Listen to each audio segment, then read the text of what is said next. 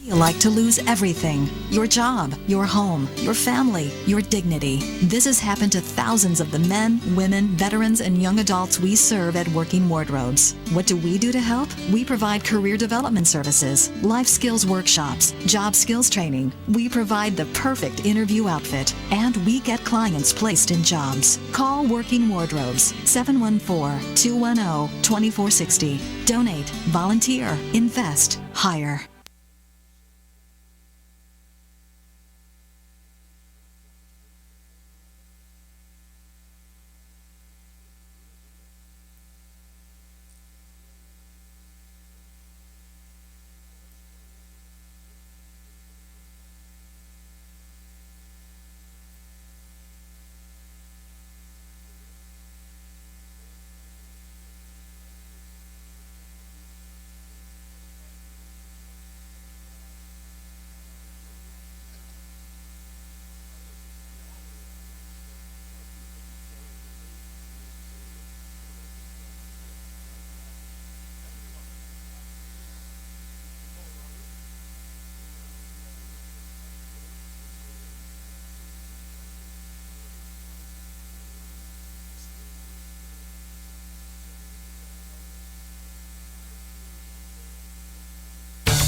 Wow! Marketing predictions are out for 2015, and marketing success is changing. Did you know that Google is now actively tracking your business and personal brand and online reputation? Online and offline marketing has changed. Google is driving more than 85% of your traffic. And if your brand is inconsistent or has poor mobile usability, your rankings and traffic can suffer in 2015. To learn how your business is currently viewed and what can be done to improve your brand's visibility and authority, contact SunUp Group for a free marketing analysis. It could be a business game changer.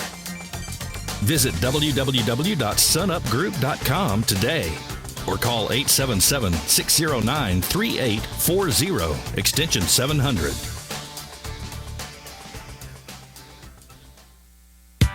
When it comes to pioneers in their respective industries, we all know the Apples, Starbucks, and Trader Joe's of the world.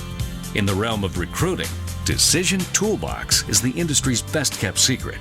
With 90% of their business from referrals and repeat customers. For over 20 years, Decision Toolbox's U.S.-based team of recruiters, sourcers, professional writers, quality personnel, and tech support has perfected a Six Sigma approach to talent management. No matter the size of the project, Decision Toolbox delivers incredible results. A cost per hire less than half of what contingency firms charge, with the winning candidate presented in an average of 14 days, all with a 12-month candidate warranty. With results like that, Decision Toolbox won't be a secret for long. Visit us at www.dtoolbox.com for more information. I'm on the observation deck of the Empire State Building to demonstrate how much material Waste Management recycles. As North America's largest residential recycler, last year alone, Waste Management recycled 12.9 million tons. How much is that? Let's do the math. Carry the 6. It's enough to fill this building more than 27 times. With experience like that, we're bound to have a program that can help your business recycle. Talk to Waste Management or visit thinkgreen.com. When you use the Premier Rewards Gold Card from American Express, the rewards points can keep on multiplying. Buy 3 with triple points on airfare. Buy 2 with double points on gas and groceries. And a single point for pretty much every other dollar you spend on the card. Then, start choosing from over 1 million rewards to redeem all those points. Apply today and the annual fee for the first year is on us. Call 1-800-AXP-GOLD or visit axpgold.com. The annual fee for the card is $175. See terms, conditions, and restrictions at axpgold.com. All right, stand by. Roll sound. Speed. Roll camera. Speeding. Slate. Scene 1, take 1. Mark.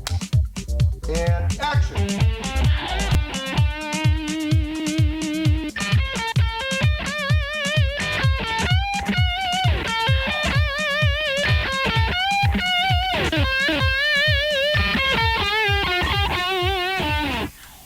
That's it? That's it. That's all she had. Welcome to Burnie's Applebox. All right. How you doing, Paul? I'm doing good. This is exciting. This whole show about interviewing people behind the camera has got me totally jazzed. That's awesome. Because we hear about people in the front of the, the director, the writer, certainly the stars. It's really the people behind the scenes that make or break a production, and so many times we have no idea. I see millions of names scroll at the end of the credits, but I don't know who any of these people are or even what they do half the time. Thanks for staying there, too, for those credits. I really appreciate it, Paul. You know what? I can sum it up in two phrases. Above the line, below the line. Yes. This is all about below the line. Below the line. That's right. That's what makes it. That's what makes it happen. That's right. The whole industry is essentially based on below the line. All the money is above the line. Absolutely. So, not that we don't do too terribly. I want to introduce to my great friend who I've known over 20 plus years, Roland Kanamar. But you don't say his name right.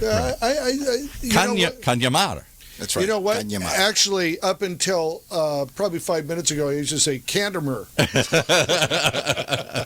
It's okay. I used to be called Candy Bar. Candy bar. Oh, that's good. You know what he looks like, though? He's involved in the film industry. He looks like one of those early silent movie directors. He's got the backward, whatever the kind of caps are called. Panel cap. Panel cap, that's what it is. He's got the two-tone shoes on and everything here. He's got the little ascot, everything here. You have no idea, Paul. This is D.W. Griffith Jr. I've seen this man decked out in, I thought, whoa, is it Halloween? No, July 6th is not Halloween. Every day's a movie day. Yeah, every day's a movie day. Roland, and I'll let you explain yourself here in a minute, Roland, but you are one of the biggest movie aficionados that I think I know. Your knowledge base and your history that you go back with, no one... I know a lot of people who are into film, don't get me wrong. You know the history. You know the old school. I know quite a bit. I'm not a walking encyclopedia, but I can pretty much identify a lot of actors. We'll see if we can come up with some trivia that will stump them. Yeah, you probably could. But. Yeah. Okay, well, listen. So let's talk about this. Let me explain how I see you, and then you can correct me here. Sure. So Roland has been a great friend for a long time. When I started out as a 40-year-old PA, Roland was one of the first people who gave me a job in the industry, and got to know him, and I was always so impressed at your attention to detail. That is one thing that really stuck with me right from the beginning, is that, getting the light just right, getting the shot right, and going until you got it right was something that I always noticed and admired about you. Roland is somebody who also had a stage in Orange County, and it was a while after I knew you that you got that stage, and I watched you go through that stage, and I watched some struggles that you had with it, and then saw your creativity come out when you were trying to do different things, and that was very impressive to me too. But where you ended up, I think, is the real story, and that to me is something good, and we'll get into that just a little bit later. But I just wanted to ask you, how are things going right now? Just give me a little heads up about where you're at right now in your life. Well, right now, we are one of the premier studios in Orange County, probably the premier studio. And what's the name? Silver Dream Factory. Okay. Yes. And we probably have more book dates than anyone else in the industry in terms of one-day shoots. A lot of stages up in LA might have 2 or 3 week shoots. Right. We do one at a time. One at a time. One day at a time. And typically we'll have, out of 300 plus days a year rental, about 250 will be one-day jobs. 250 bookings for your stage a year? Yeah. Working with different producers, different directors, a different crew every day. Wow. What kind of productions are you doing? Mostly feature films. A lot of features, low-budget feature films. Some you might have seen that will come in for 1 or 2 days. Very few actually come in for more than a week. I would say they're 1 or 2 days. But your average is one a day. One a day. Yes. And I know I know, and we'll get into the reasons why, but I know you've even told me that sometimes you'll book somebody for the day and then you'll book one for the night because they need to shoot. They want to shoot on that stage. It's the only time they can do it at night. So you have yes, we do. Hot swap. We're on a 12-hour schedule. Okay. 7 a.m. to 7 p.m. and then 7 p.m. to 7 a.m. We'll also rent the studio out to two people at the same time. For example, we have a back lot with a diner. Okay. That we can actually rent out separately while there's somebody else inside. But we're very careful to make sure that they're not big crews. That each one aren't like 60 people. Sound issues. It would right? be sound issues, Yeah. Parking issues, accommodations wouldn't be able to handle it. Somebody tweeted in and said, "Tell us what kind of stages you have. Walk us through. What do you see? Give us the virtual tour." That's good. Well, basically, Silver Dream Factory is a pretty much an industrial building that we converted into a sound stage. Now, it's not 100% soundproof, but we are a budget stage. And our niche market is really the low-budget independent filmmaker. I didn't build a studio for Steven Spielberg's, or Lawrence Kasdan's. I built it for the ordinary Joe who wants to make a movie and maybe has 3 credit cards that he can He's afford looking at budget. A budget, and Yeah. he's very conscious of it. So thus our sets reflect those prices in terms of the budget people can actually afford. Right. So an average budget or an average location for people shooting in Los Angeles would probably cost them $5,000. Ours is $1,000. Wow, that's what the permit is? No, that's not even with permits. Permits would probably cost you about $1,500 a day. Yeah. Typically. Yeah. So you're looking at a whole different situation. What's the difference? You lost me. Well, okay. So for example, say you want to rent a hospital up in LA. So a hospital, you have to go through corporate to the hospital. They're going to probably charge you $5,000 a day. Okay. Okay. To get the permit to shoot there, it would probably cost you $1,500. And there's other considerations. If you need a lot of power, then you have to get a generator. And to park that, they want another permit. So Generate because of the lights and all the stuff you're going to do. And then once you introduce that type of portable power, then you introduce the fire marshal. But you'd have the fire marshal there anyway because there's a lot of people. So you probably have that situation. Right. So what we do is we have locations. We have a hospital, police station, house, multiple airplanes, diner, flower shop in a street with an alley. Yeah. And the average price is about it's actually $1,075 average for the independent filmmaker. And so no permit, no fire marshal, none of all this stuff. You just just comply with the normal laws, business license, so all of that. one-stop shop you go into. Yeah. So this is kind of like what the studios used to do in the 50s, 40s, 30s. They had their own back lots. Yeah. And I'll tell you, knowing the place, and I know it well. I've been there many times. The use of space is amazing. It is absolutely amazing. No wasted space there. No wasted space. The first stage that I actually went into was called The Stage, and it was one of Orange County's first Let me ask you, how'd you come up with that name? Silver Dream Factory? No, The Stage. Oh, The Stage. That was actually already That was already a name that they had. I was trying to be funny. You're funny. The Stage. Okay, we'll move on. What should we call it? The Stage. The Stage. Yeah. Let me think. Yeah. So, The Stage was already in Orange County. It was in South County. 60 miles from LA, from Hollywood. Okay. So I had an opportunity at one point. I was directing something for Mitsubishi. An opportunity to actually rent that stage. And the owner who owned the building and had multiple businesses there that were renting from him in little suites asked me if I wanted the studio. And I said, sure, I just need it for 2 days. Right. No, I mean, you want the studio. And I said, 2 days. He said, no, I'm going to probably get rid of it. And it was one of Orange County's first studios. Oh, wow. Yeah. And he basically said, you want it because I'm going to get rid of it. So I said, this is my opportunity to get into a studio because I have projects that I want to do as well. Yeah. So I said, no problem. Let's work a deal. So he made me a deal. Okay. It was a good deal. The problem with being in South County is rent's expensive. Yeah. So and this was down around Crown Valley. Crown Valley and the Park 5. Away. Right over there. Yeah. Sure. Okay. It's beautiful over there. I mean, there are homes, but a long there way are from homes Hollywood. above us that are $10 to $20 million looking down at us. Yeah. And we're an industrial park. Yeah. So I got my feet wet doing that, and I realized I had a white psych, and I was going to kind of work that white psych for corporate videos, things like that. But my heart has always been, and I love. Should we tell them what a psych is? Is that cyclotron? Oh, a cyclorama. Okay, cyclorama is it's a wall that curves down in the corner. There are no corners. Anybody who's watching on here, they know what a psych is. But good question. I know it. Psych. So Well, some people would call it an infinity wall. Yeah. Oh, I like that. Oh, say that again. I like Infinity wall. Oh, yeah, baby. Yes. Infinity. Because when you paint it white, you light it right, it looks like it goes forever. So I got the opportunity to go there, but I did only have a white cyc. Okay. And at some point, I'm saying, I'm not making the money here. I'm really not. So I decided I'm going to just go ahead and build sets for my movies. Yeah. Because I have little shorts and things that I wanted to do and make some films. You needed them, and you said, hey, if I need them, maybe there's a need for them. Right. So I really built the locations. Bernie bent over earlier, and he has little shorts too, but I didn't go there. Don't go there, Paul. Don't go there. I know. We've been in plenty of productions where we... I just...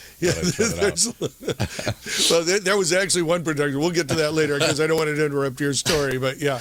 Go ahead. So I decided to build a set. And my first set was a little room. And that actually started working out. People started renting it.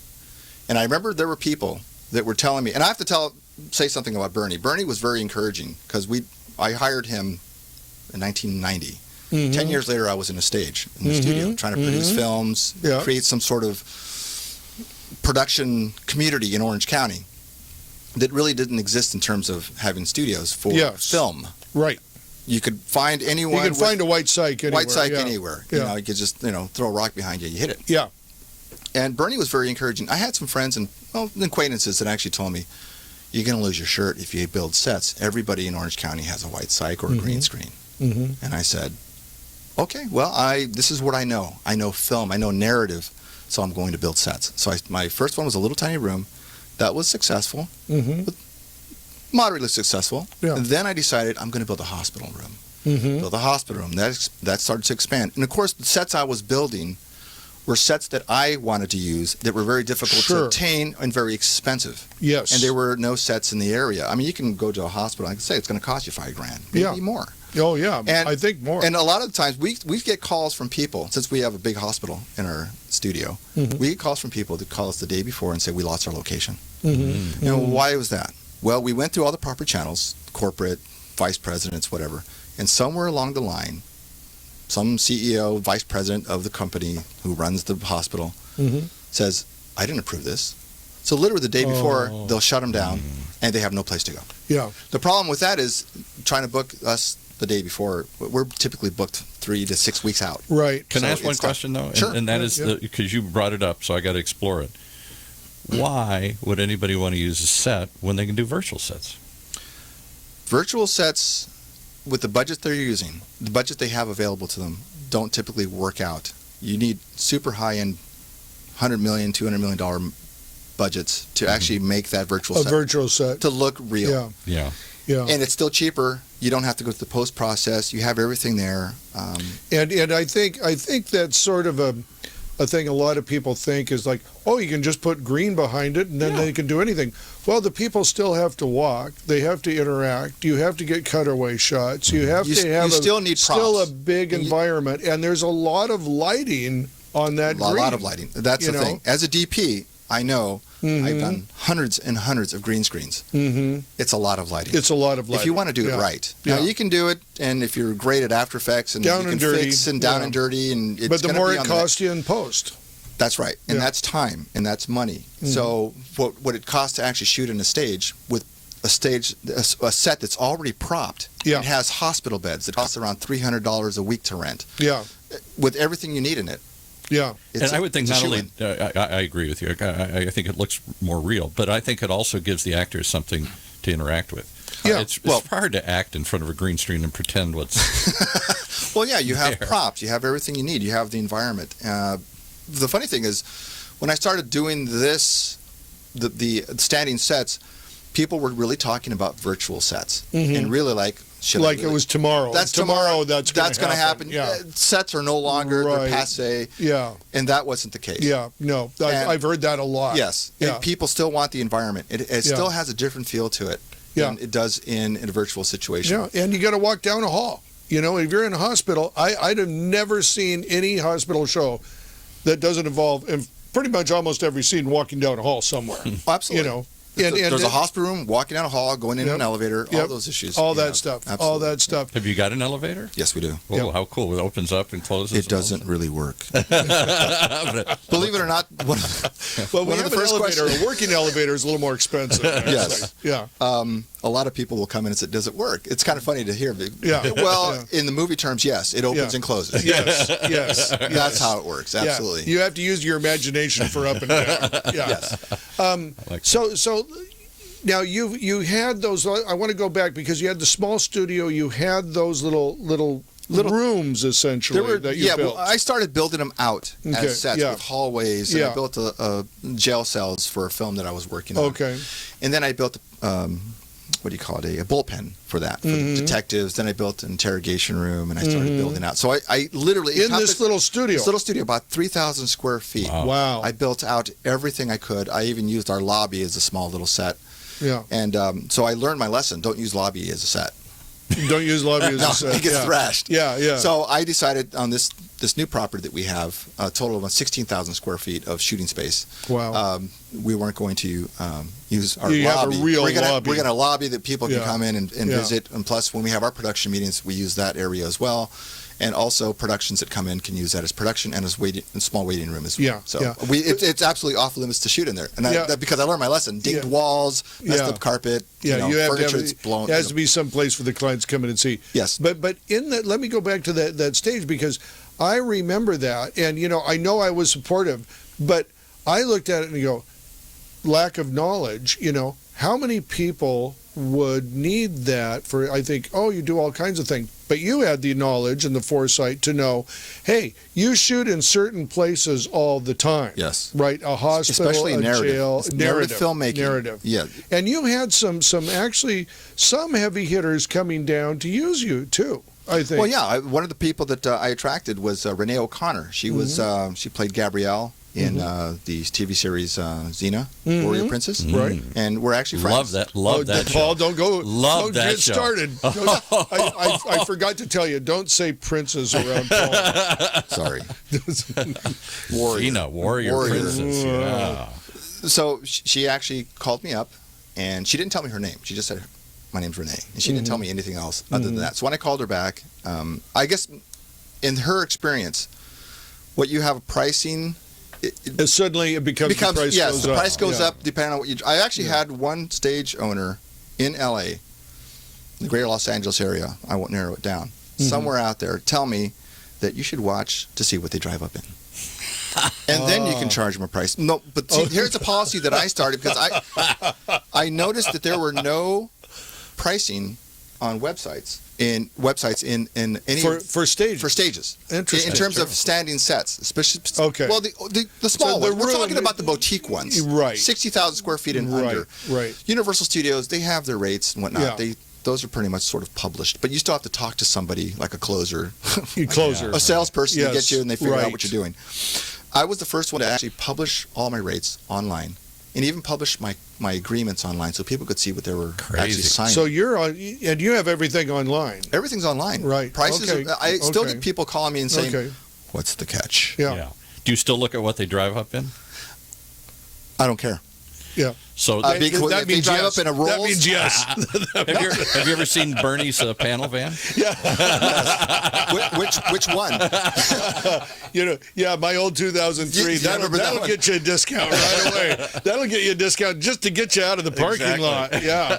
Well, early on, I decided when I started the stage business portion of that, that I was going to just be upfront with everybody. Yeah. Because I was actually kicked out of a studio in L.A. walking through it. And they asked me what my budget was. This was about 12 years ago.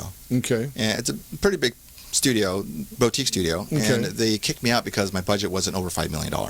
Wow. I could have blown $100,000 on a set, but because I didn't have $5 million, they booted me. Wow. They actually called security and had me escorted. Really? That's my dream, Roland. I happened to walk in, and there was nobody there. And so I went to the front desk. There's no one there. It's huge. So I just started walking around taking pictures, and someone found me and said, "What are you doing here?" Yeah. Well, I'm looking for one of my productions. I may need one of your sets. Yeah. Well, that prompted them to call security. And here's our customer service for you. Son, what's your budget? Well, a couple $100,000. Oh, if it's not over $5 million, we don't have to talk to you. I'm sorry. So I decided that when I put my stage together, that I was going to be up front, and I was going to make it attractive for indie filmmakers. Well, and I think you too. Let me just say, you were a good businessman. You saw a niche in the market. Yeah, I saw a need for it. Absolutely. And you saw what, because you were experimenting in that genre. You know, and you saw, I think I'll find it and do it. And I know, because I know you so well, I know the difference between the small stage and the big stage where you're at now. So you want to take a break, Paul, Let's do now? that. And let's talk about that transition when we get back. Absolutely. Awesome. Thank you.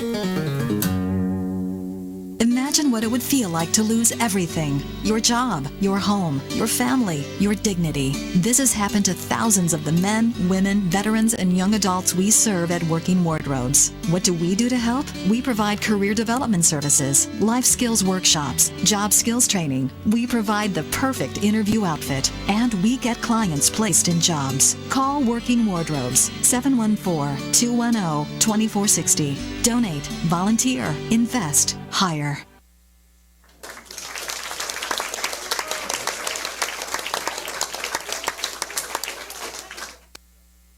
Imagine buying a newspaper and discovering that the news you're reading is 6 months old. There isn't much that stays the same for 6 months, and the same thing goes for background checks.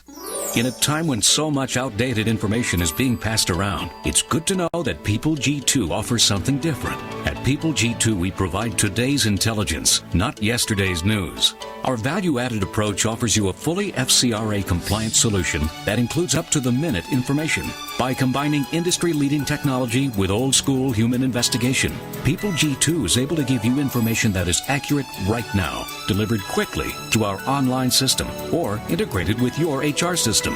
So ask yourself, are you comfortable working with old news, or are you ready for a different kind of background check company? Visit peopleg2.com or call 800-630-2880. That's 800-630-2880 or peopleg2.com. All right, back to Burnie and his guest. Hello, hello, hello. We are here with Roland Cañamar from Silver Dream Factory. Cañamar. Cañamar. Cañamar. Caña. Cañamar. Caña. Can ya or can't you? Hey, that's why I think I could do it, because we're Canamars, not Cantamars. Cantamars, as I said for years. We're not Cantamars, we're Canamars. We Can-Amars. We can. Yes, All right. we can. From Silver Dream Factory. And what city is it in? Anaheim. Anaheim. Yes, and that's in the zone, by the way. That's even though nothing that's a very, very important. You want to get into that? Yes, I do. Okay. And why not now? Sure. So what we had covered before is I knew you from years back. You were a DP.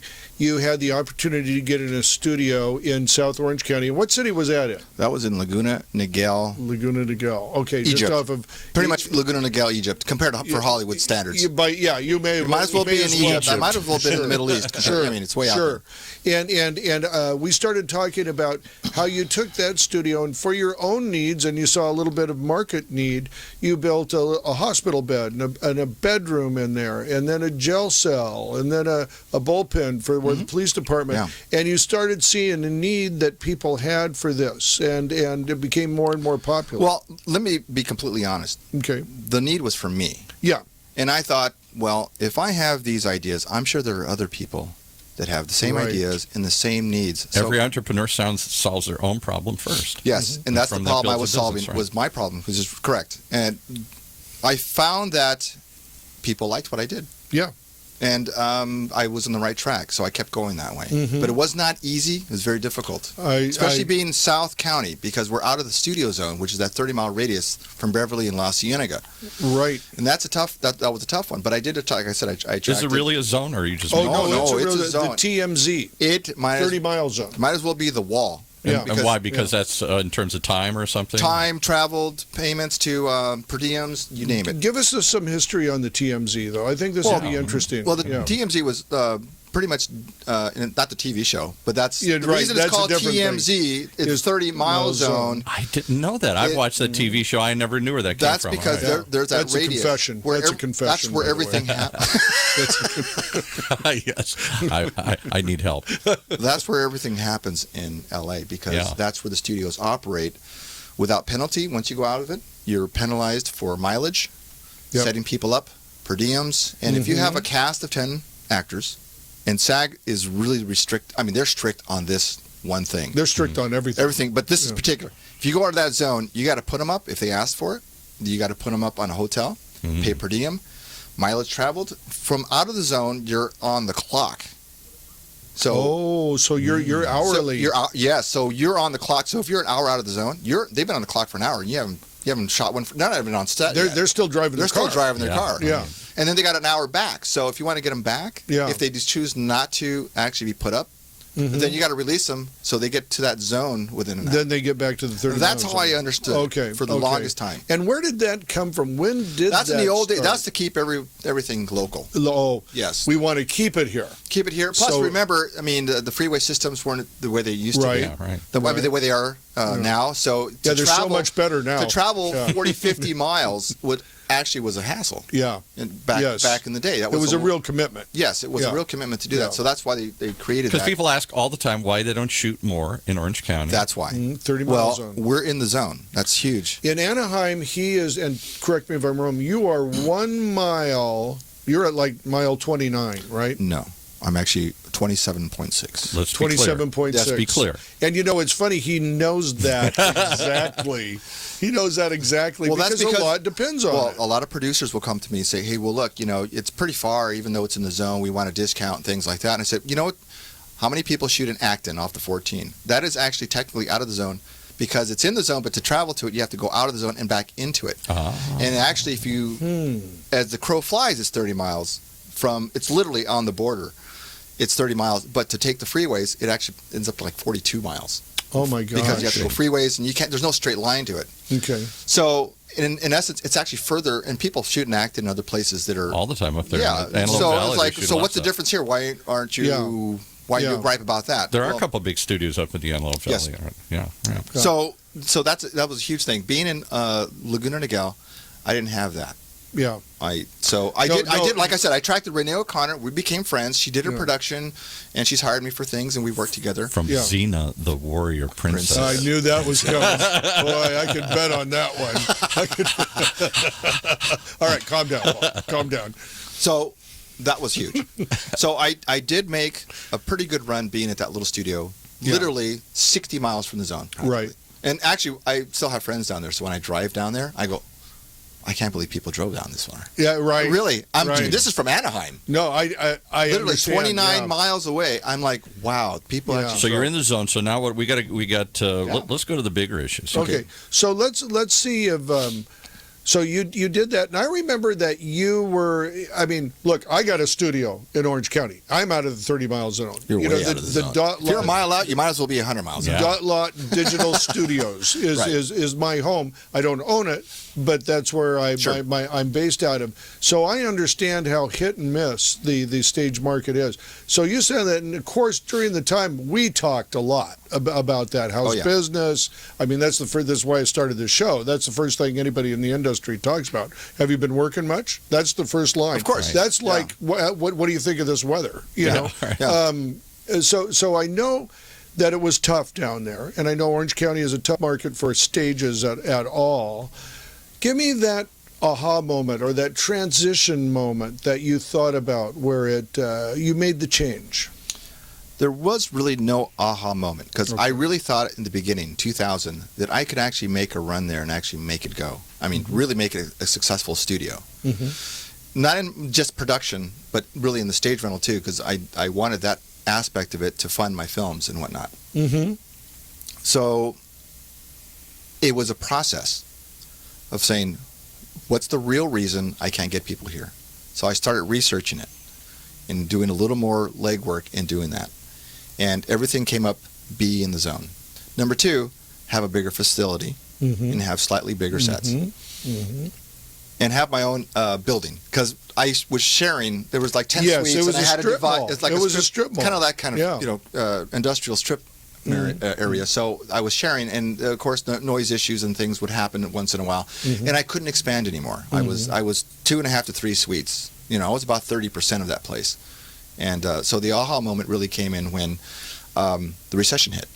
In a way, because I was doing. That was an aha for a lot of us. A lot of people, and I said, okay, in order for this to really work, because producers would tell me this: we know you're out of the zone, you have great rates, it's awesome, but to put actors up there, we lose all the savings we had. Gone, and it doubles their budget on the location basically. Yeah. So that wasn't really helping me. So nothing happened. What I have put together now, nothing was by accident. It was all calculated and looked into. What can I do? And I had to have a backlot too. So I had to be in the zone. Why did you have to have a backlot? Because having a diner to shoot in a street in LA is $15,000 proposition anywhere in LA, $15,000 minimum. Yeah. And if you go to a backlot in a studio, then you have to work with the unions, and you have to have I've done cost analysis for shooting in a backlot for a street scene and a diner and things like that. It's roughly $24,000 for Do the one day. unions charge you to move in and out like they do at the convention No, centers they or don't. something? But you have to hire union It's guys. just locked down. I mean, that's just the way the operation does on a big studio. It's a union shop, and so they follow the union rules. And if you've got a $200,000 budget for a movie, you can't do it. It's just out of the question. It's just out of the But I'd like to make a point here, because you did it, and you said something that just really hit it for me, because so many people don't even think about it. You researched something. Yes. You found out why something wasn't working. Yes. And that is such a big thing. And because you and I have talked about it. So many people sit in this industry, and what do? 90% of them wait for the phone to ring. Oh yeah, you can't wait for the phone to ring. You cannot do that. You have to be proactive make constantly. the phone ring. Constantly. You got to figure out why the phone isn't ringing, and if it's just ringing sometimes, you got to figure out how do you make it ring twice as much.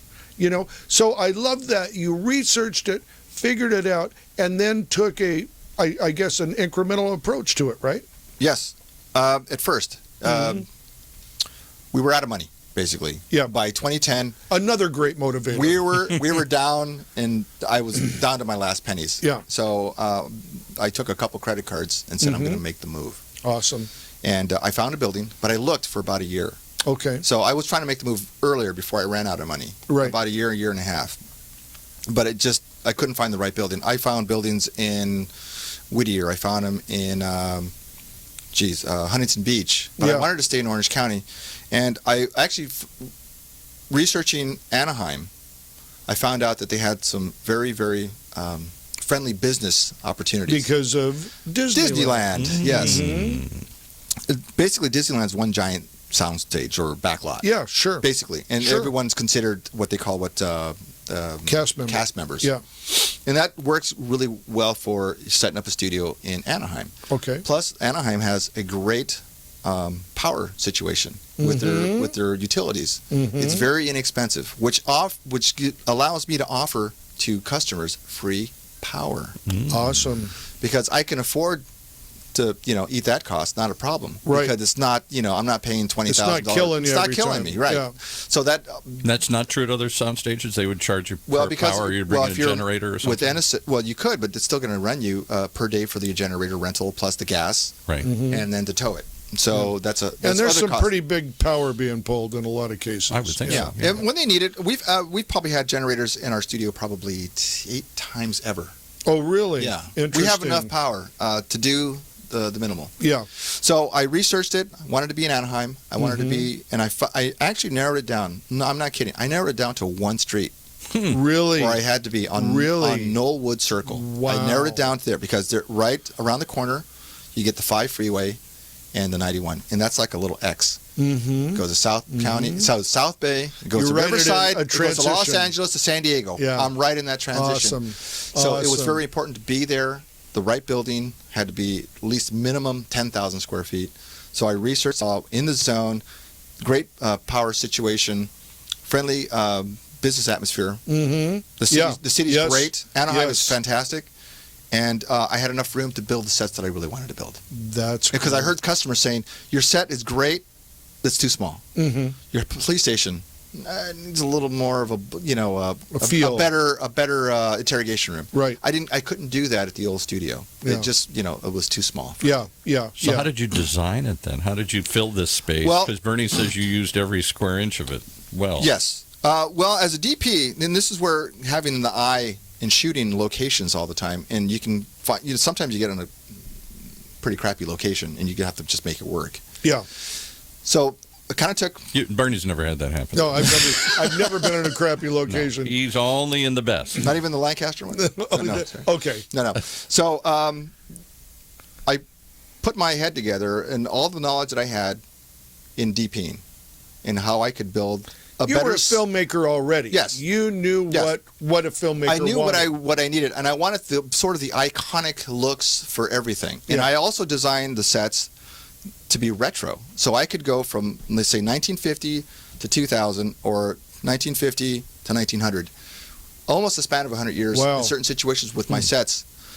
Because the house that the police station is iconically an old. That's 50s, right? It's 40s. 40s? Yes. Okay. But it plays modern. Yeah. You just put computer monitors, new phones, and people dress differently. with city budgets, it's probably pretty close right now. Well, that's funny because I was working on a campaign with someone who was running for sheriff, and they walked in my studio and said, "Hey, I have the same desk, a steel case, 1946 steel case desk." And I said, "Wow, that's funny." Yeah. He said, so I designed them as a DP in mind, how they can shoot well. So one thing, the big sets that I designed. So you figure out the angles and stuff too? Yes, and all that? the one thing they have in common is they both have long hallways in the middle. And then from there you can actually create other aspects and spaces where you can cut and shoot and create a bigger set by going around a corner and cutting and then picking them up somewhere else in a different hallway. Makes sense. So those were really design aspects that I wanted. And I wanted to design every set as a facility. The hospital is not just the hospital room.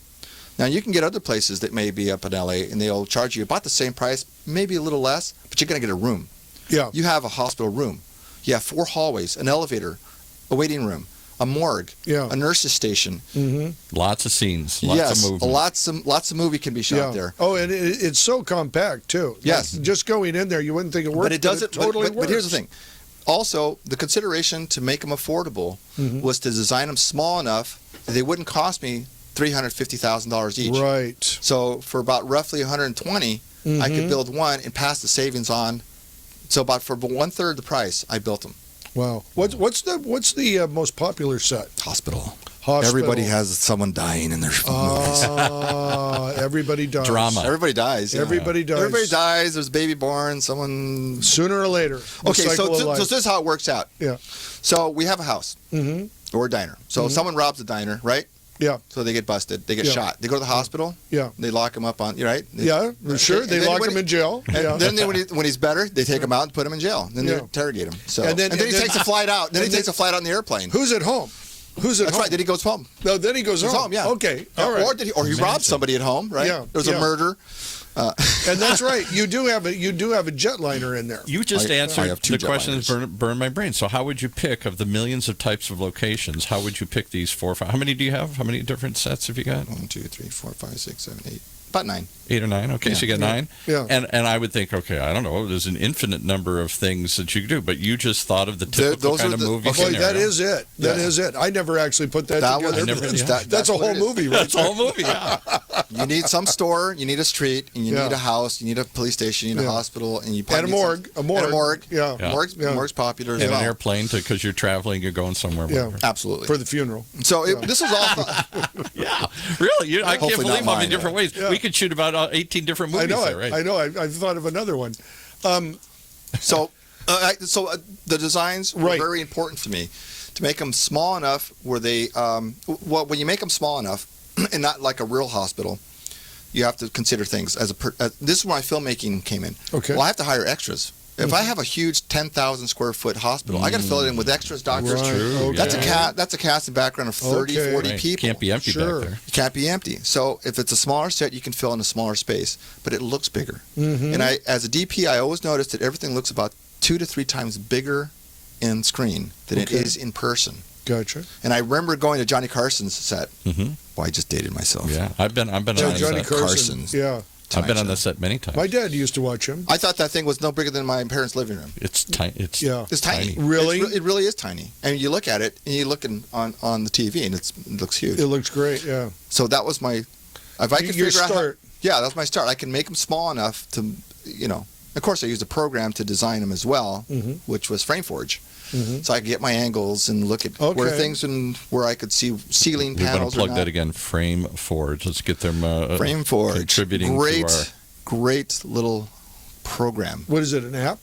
Well, it's like a previs, so you can actually you can animate it and do things. And you can actually plug in your set if you want to, and then just see your camera angles, your depth of field. Oh, very cool. Everything, your very heights, cool. things like that. Awesome. Dolly shots, and you can program different lights, different cameras, different lenses. I wonder. So if I went through that. I did saw a program like that years back. It might have been the precursor of that. Yeah, it's really not meant as a design, but I used it for that, so I could see depth of field. And do you work with them? Do you suggest? So I come in with my idea of how I'm going to move people through this space, and you say, no, if you do it this way, you can get 3 extra shots. We do this, and I have to be very careful not to step on toes because everyone has their idea. They have their vision. But there's times when when I see that they might be caught. Some young filmmakers or even people that are starting a new career that have a film they want to do, and this is their first film.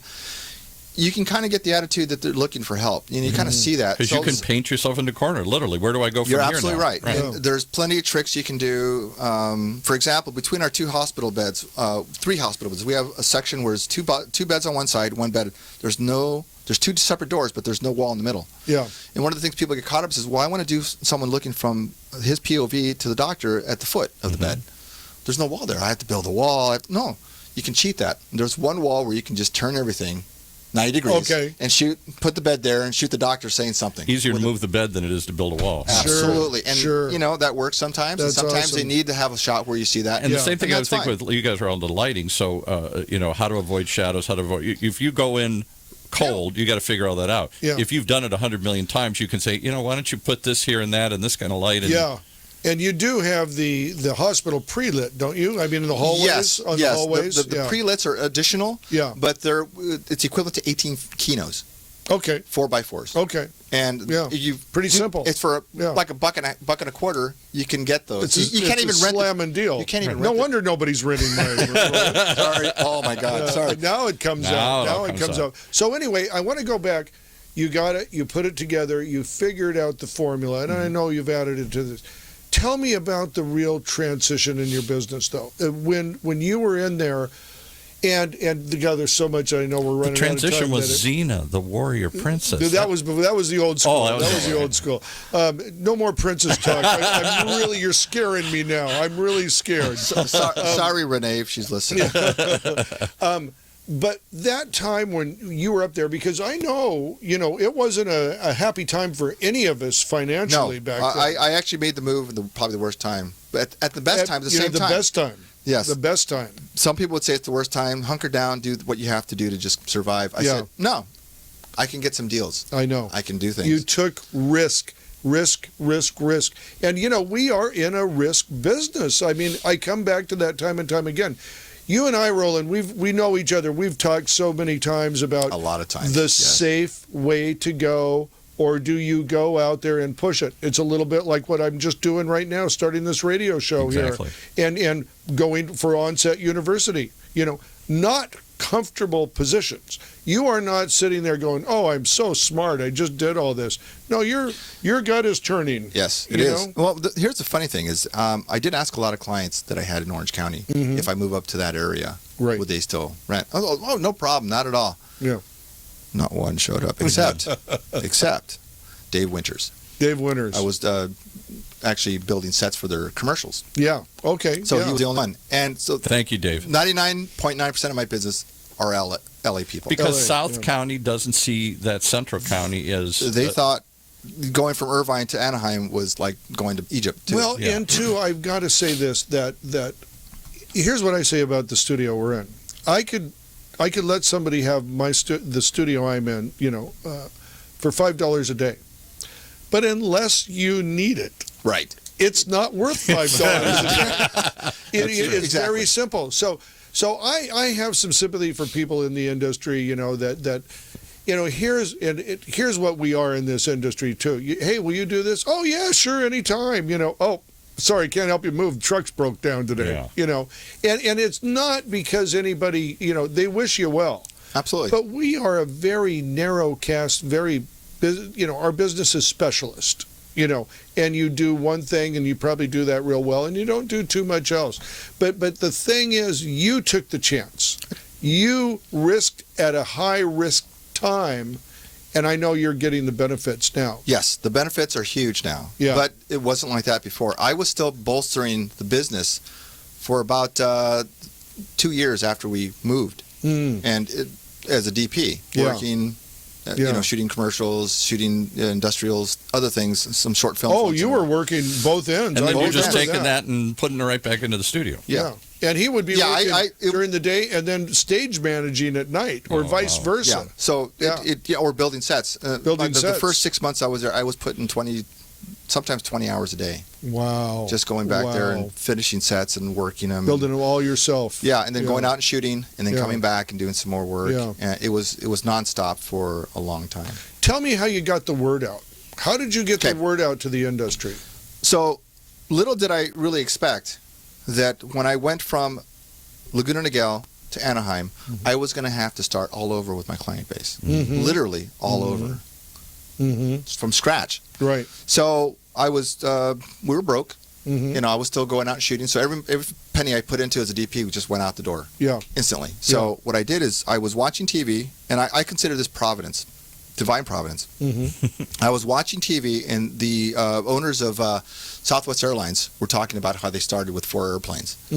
And they were losing to Braniff, and Braniff started a price war, and their ticket was $40, and Braniff was going to do it for $19. And they said they could only match that. Southwest could match that price for about 3 months. They'd go broke. Wow. So what they did is they actually took. There's a point to this.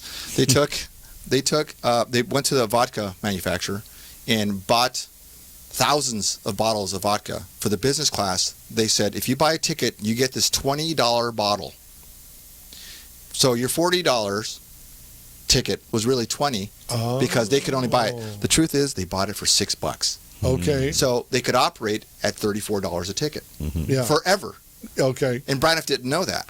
Yeah. So Braniff finally stopped doing that after 3 months, and Braniff's no longer around.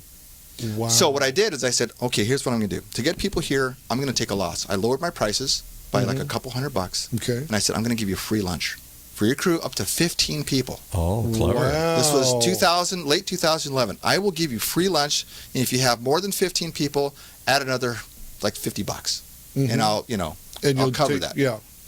So I was renting the stage. I was out going shooting. I would go get food. Bought a whole bunch of bulk stuff over at Waters and Costco, chips and everything at Costco. And my rent is a DP, PA, set builder, and catering. Crafty. And it came with dessert and everything. Okay. So I advertised that, and this is okay. I'm not kidding. I was down to 1 rental a month. I'm not joking. With these sets sitting around taking up precious money, just like throwing money in holes. And I said, I'm going to do that because I will find that every crew has at least 5 to 10 aspiring directors. Sure. Someone writing, someone making a movie, someone trying, someone's looking for locations. Well, what do you know? I went from like July to August, from 1 rental a month to 17. Wow. And it's not stopped since then. It's gone beyond that, of course. Do you still do that now? Do you still offer lunch, or did that discount? No, actually, hey, when Burnie comes up, it's vodka. Free vodka. So I realized that if I did that I could get eyeballs on it. Yeah. And I needed people to see it. And having the parties and inviting people to come down wasn't working. So I figured the producer's going to pay for people to show up and see my studio. Yeah. And to use it. Yeah. And to use it. And they got a feel for what it was like. Yeah. And since then, we've actually revised our sets and made them better. Yeah. So we've done a lot of work still. Oh, I know. You're beyond still that. We working don't stop. on it. Yeah. We always offer other things too with that. Yeah. That is amazing. So we went literally from 1 to 17. In the course of a month. For lunch. Yes, because of lunch. Brought you there. And so Yeah. I did that for 2 months and stopped it because I didn't have to anymore. And that's a hard cost for producers. That's It is. a hard They had to cost. hire There's- someone, a PA, Yeah. and then they had to. So to them, it was And- worth about $250 to $300. Okay. Made the difference. But it didn't cost me cost, that. yeah. It didn't cost me that. Yeah, But I still had a loss on my Quick price. trader question came in. So it sounds like I think what they're trying to say is, does your business mostly come from LA or is it from Orange County now, or both? It's 99% LA still. Yeah. Because all the narrative filmmaking is coming from LA. But that's where the money is. That's where you want it coming from. That's where it's coming from. Yeah. You know, we do get our share of student films as well. But if someone's in Orange County and they want to shoot, they're welcome to. Yeah. I live in Orange County. Yeah. I grew up in Tustin. You see, I think that's the brilliant, though. You targeted a market and you went after it. You're not just everything to everybody. It was my market. Yeah. It was your market. It was me. As a low budget filmmaker. I'm not going to make the $100 billion film. Yeah. But for every guy who shoots a $100 million film, there's probably 2,000 to 3,000. Oh, sure. 5,000 filmmakers that have a budget between 100 to 250, and that's about our average range we have. And you know what you said, and because I think this is brilliant, and this works in my business too, as you know, the 10 people he's got there, or if there's 15 people, 10 of them want to be a director, producer. Yeah, absolutely. You know, yeah. And half of those will probably make some sort of serious attempt at it, and where are they going to go first? Look, it's already happening. I already have people that were PAs 4 years ago that are producing their own things. Yeah, they come sure, to me, sure. and they come back because the prices haven't really changed that much. Yeah, I got to go with inflation here and there. I hold off every 3 to 4 years. Well, tell me, do you feel comfortable telling me what is a set cost? Just between us, nobody. Yeah, no one can ever find this out. No one listens to this show anyway. Okay, for student films, it's $875 for the hospital, police station, house, and the interior of the diner only. Okay. Or the flower shop interior. Okay. It's $875. For indie filmmakers, it goes to $1,075, $1,075, and for commercials, it's $1,275. And you get all the amenities there. Power, that is you get great space, prices. Parking, things like that. That's you get power, all the power, stage manager, everything. Yes. Wow. Now, of course, you go overtime, you pay for overtime. Yeah. But it's and do you reasonable. have props available too? Every set is propped and dressed, all ready to go. So it's you can walk in. You can walk shoot. in and shoot, or you can actually dress it up a little more and rearrange furniture. It's a no-brainer. And I this is something I learned at the old stage. I used to have my sets bare. Yeah. Producers would come in and go, I don't get it. I don't know what you're talking about. I just can't see it. I don't see it. Of course, the director comes in and goes, "Oh, this is great," but most of the time it would be a producer that just came in first. The money person. The money person comes in and goes, I don't get it quite. Yeah, I don't see it. So the directors and DPs go, "Oh, this is great." So I started dressing them completely, not just partially. You can walk in and shoot at any time. Wow. Yes. See, I think that's brilliant. That is brilliant.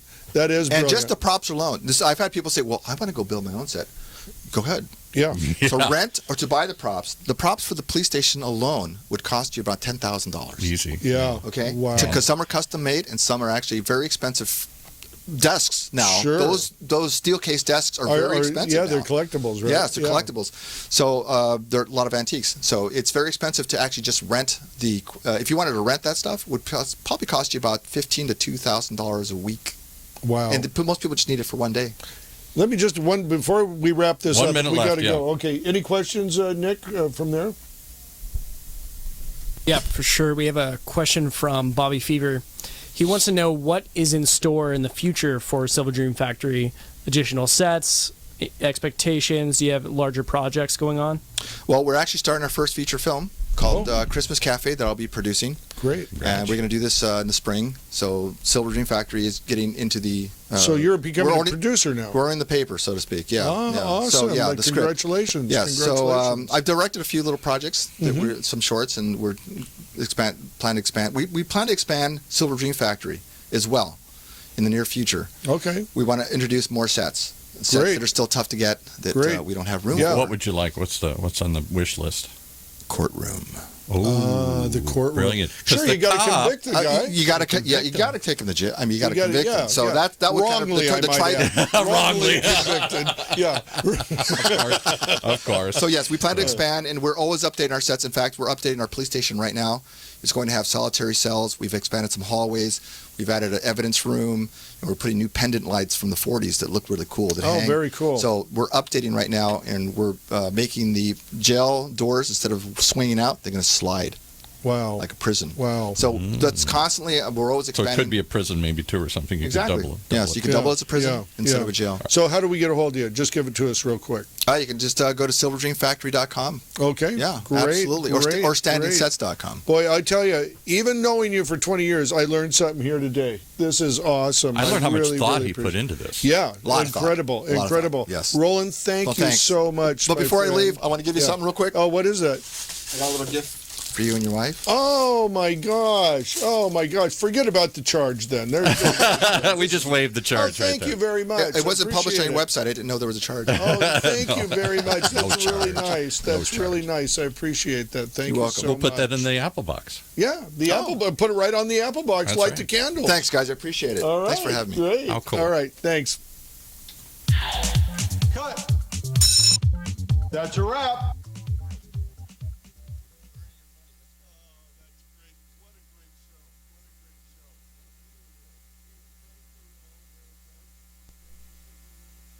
Support for this podcast and the following message come from Discover. Become a new card member, and at the end of your first year, Discover will match all the cash back you've earned, dollar for dollar. Learn more at discover.com/match. Only for new card members. Limitations apply. Live from NPR News in Washington, I'm Jack Speer. A judge has rejected a lawsuit filed by Donald Trump supporters in an attempt to stop Wisconsin's presidential election recount. But according to the Associated Press, the court is allowing the lawsuit to proceed. Marty Michelson from member station WUWM in Milwaukee has more. The lawsuit was filed in federal court in Madison by the Great America PAC and the Stop Hillary PAC. The groups also requested a temporary restraining order. The suit contends that the recount threatens the due process rights of people who voted for Trump. Trump won Wisconsin by a narrow margin, and Green Party candidate Jill Stein requested the recount, but has said she doesn't expect it to change the outcome. The lawsuit argues that errors are likely in the recount, as election officials are rushing to meet a deadline of December 13th. For NPR News, I'm Marty Michelson in Milwaukee. Donald Trump says he supports completion of the disputed Dakota Access Pipeline project. And according to a spokesman, that backing is not related to Trump's own investments in the partnership building the $3.8 billion project. Trump spokesman Brian Lanza, in a memo to supporters, says instead Trump's support of the project is based on policy. Financial disclosure forms show Trump owns a small amount of stock in Texas-based Energy Transfer Partners. Protesters have been camped out near the Standing Rock Sioux Reservation for months, seeking to block part of the pipeline. U.S. Secretary of State John Kerry says the U.S. and Russia feel the urgency of trying to overcome a diplomatic deadlock over how to stop the fighting in the Syrian city of Aleppo. NPR's Sylvia Poggioli reports Kerry made the statement after meeting his Russian counterpart Sergei Lavrov in Rome. Kerry said the U.S. and Russia are studying new proposals which will be tested in follow-up diplomatic talks next week. Kerry did not go into detail on the new approaches, but said, "We have exchanged a set of ideas, and we have to wait and see whether those ideas have any legs to them." The Secretary of State added that both sides understand the importance of trying to continue diplomacy and that nobody is waiting for the next administration. We both feel there is urgency. Meeting Kerry on the sidelines of a conference on the Mediterranean, the Russian foreign minister said his country will not allow Syria to follow the example of Libya, which has been in a state of lawlessness since NATO's 2011 intervention.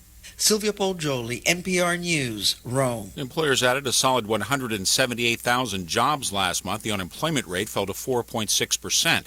However, some of that decline in the jobless rate is due to the fact some people took themselves out of the workforce and are no longer seeking jobs, according to PNC economist Gus Fauché. We had solid job growth in November, pretty much on par with what we've seen so far in 2016. I think the decline in the unemployment rate, some of it came from more jobs, but some of it came from fewer people in the labor force. The Dow was down 21 points. You're listening to NPR.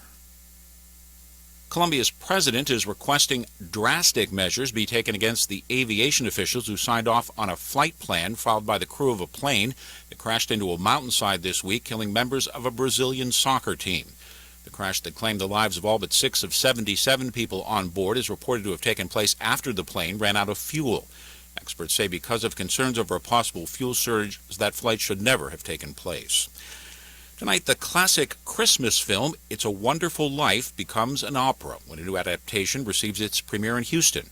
Jeff London has the story. Librettist Gene Shear admits it was kind of a fool's errand. It's almost secular scripture, this piece. It really is. Everyone knows all the lines. And many of them remain in the opera. He and composer Jake Heggie have found the music in Frank Capra's 1946 movie about the life, love, disappointments, and redemption of a small-town man named George Bailey. You want to move. The piece was commissioned by the Houston Grand Opera, but its future life is already assured. It will get a second production in San Francisco in 2018. For NPR News, I'm Jeff London.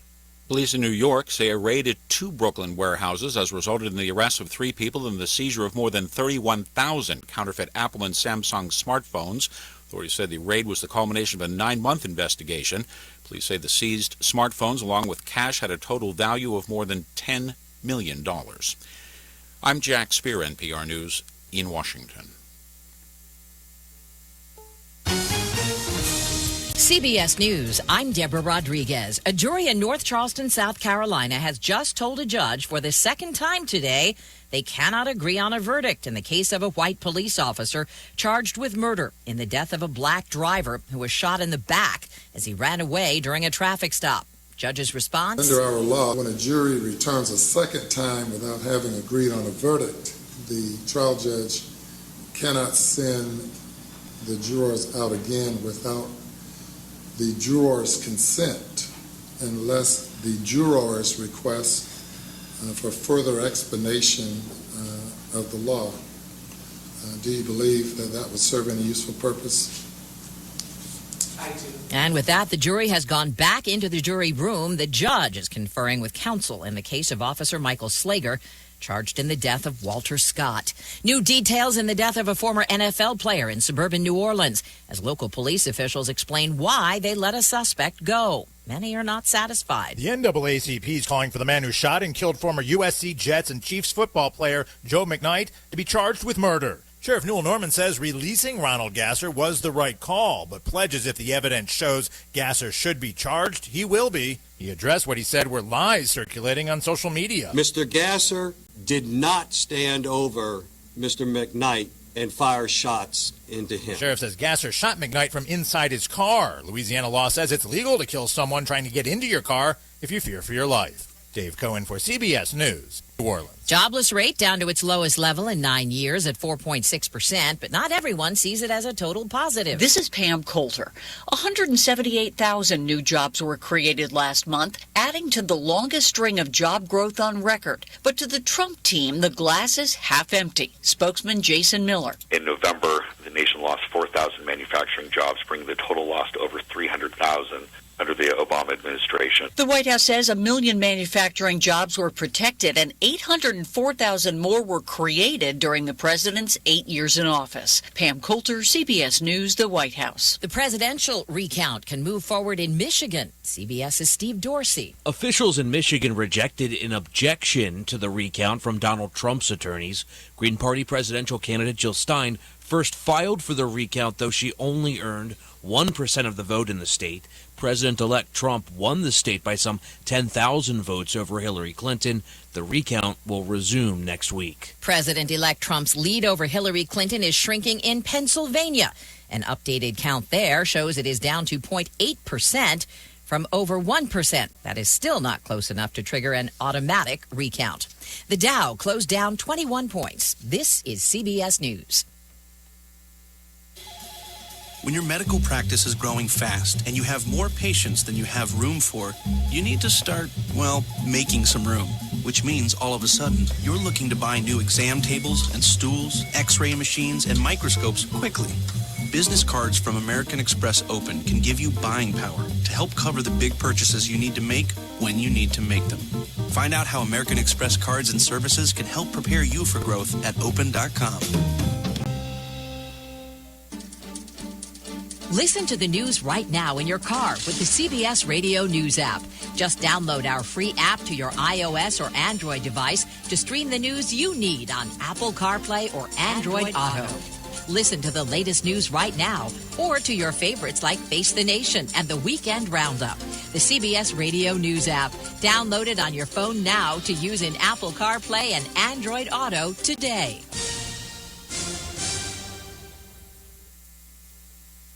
Putting up a tree for Christmas? Here's the warning. Safety experts, as they do each year at this time, are reminding us of the dangers posed by live Christmas trees. The National Fire Protection Association says Christmas trees started more than 200 house fires a year between 2009 and 2013. Those fires killed 7 people, injured others, and caused more than $17 million in property damage. It takes just over a minute, 63 seconds, they say, for a tree that's been allowed to dry out or a tree with faulty lighting to ignite a raging inferno. Frank Sedapani, CBS News. Something they've never had before at the country's largest mall, a black Santa. Larry Jefferson will play Kris Kringle at the Mall of America in suburban Minneapolis this weekend. Jefferson says it's no big deal to him. He's still Santa. He just happens to be a Santa of color. He'll go back home to Dallas on Monday to play Santa there. Deborah Rodriguez, CBS News. From Washington, this is VOA News.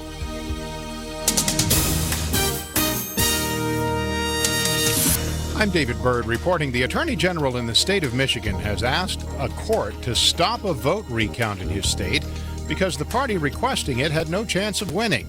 Attorney General Bill Schuette argues that the Green Party, whose presidential candidate was Dr. Jill Stein, could not justifiably seek a recount in Michigan because Stein was not aggrieved to an extent that the miscounting of votes could have caused her to lose. Stein captured only about 1% of the vote. Meanwhile, in Wisconsin, supporters of President-elect Donald Trump filed a federal lawsuit late Thursday which contends that the recount process threatens the due process rights of those who voted for Trump. The Green Party has said recount efforts are attempts to ensure the integrity of the U.S. voting system